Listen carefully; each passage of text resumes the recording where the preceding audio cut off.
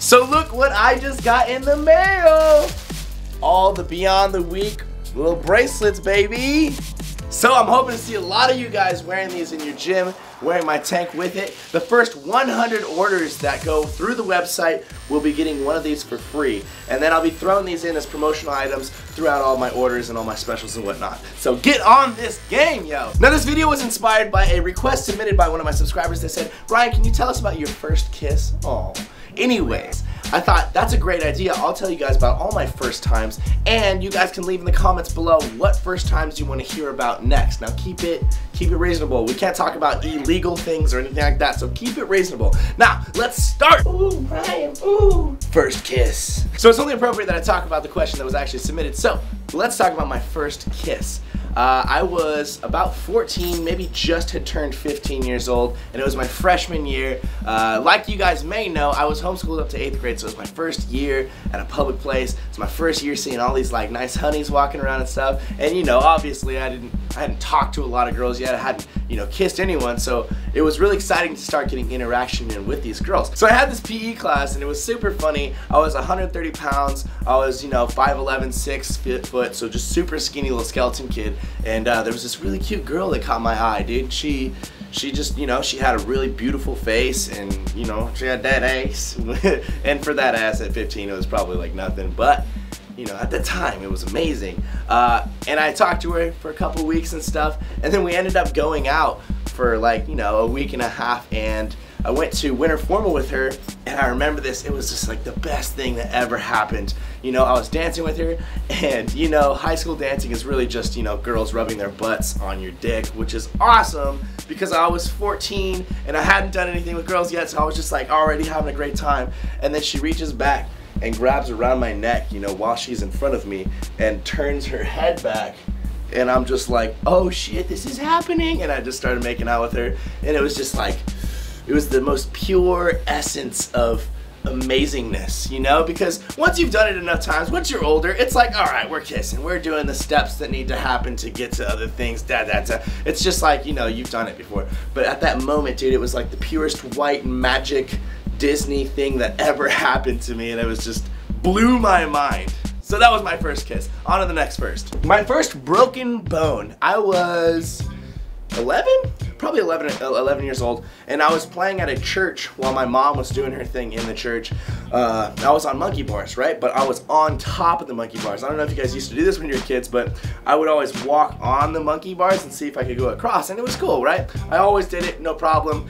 But this particular day, there were a bunch of college kids, and they were throwing footballs over the monkey bar. So it's my last time going across the monkey bars before I get off, and these kids nail me right in the left arm, and I just fall straight off like a robot, just like this. I just fall straight off and land right on my right arm, completely snap in half. But at the time, you know, I didn't want to go out to the hospital or anything, and I didn't like the doctors and all that, so I was just like, oh, we're probably cool, like, it's just bruised, that's why it hurts.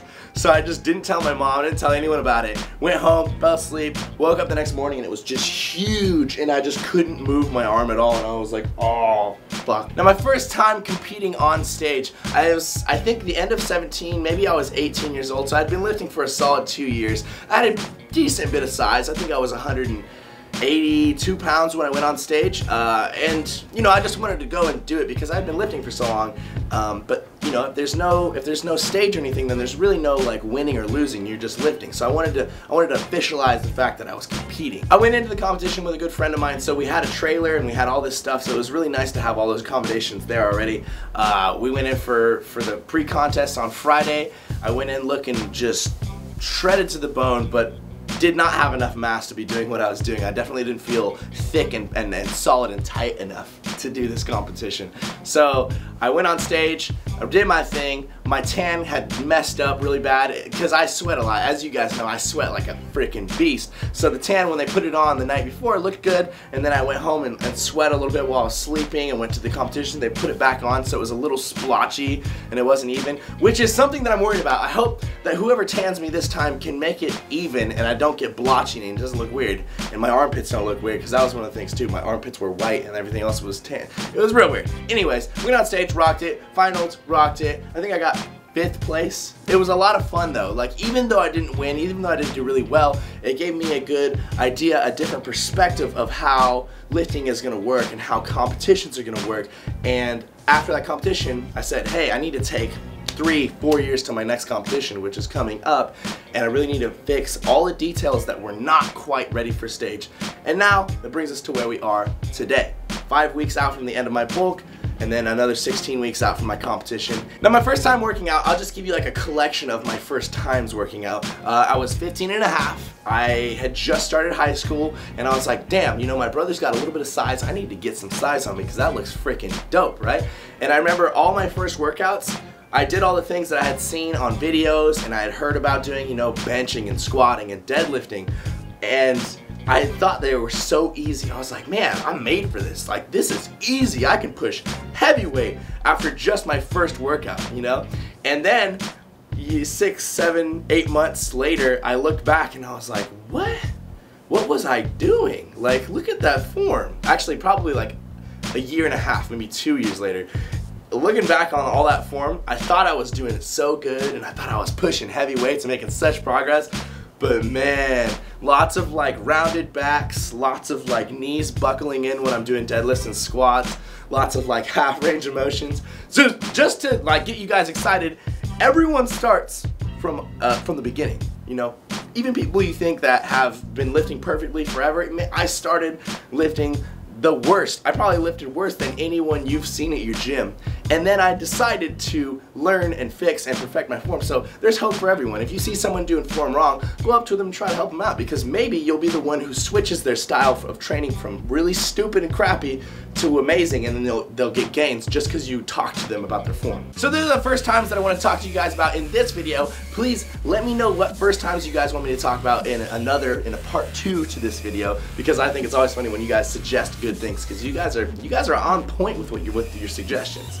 I've gotten to 7,300 subscribers today, which is mind-blowing. You guys are awesome, and I'm sure it's because you guys are helping me by sharing my videos and liking the videos and commenting the videos, helping them rank up. It's really awesome to have all this support behind me, and you know, it's just gonna keep getting bigger and bigger, and Beyond the Week is just gonna come out and it's gonna get bigger and bigger and bigger, and you guys have been here since day one. Thank you guys for checking out the video. If you have not liked the video by this point, please like it. If you're not subscribed, what's wrong with you? Come on, hit the subscribe button, leave a comment. I'll see you guys in the next video. Team Beyond the Week, lift heavy or die, MIRIN!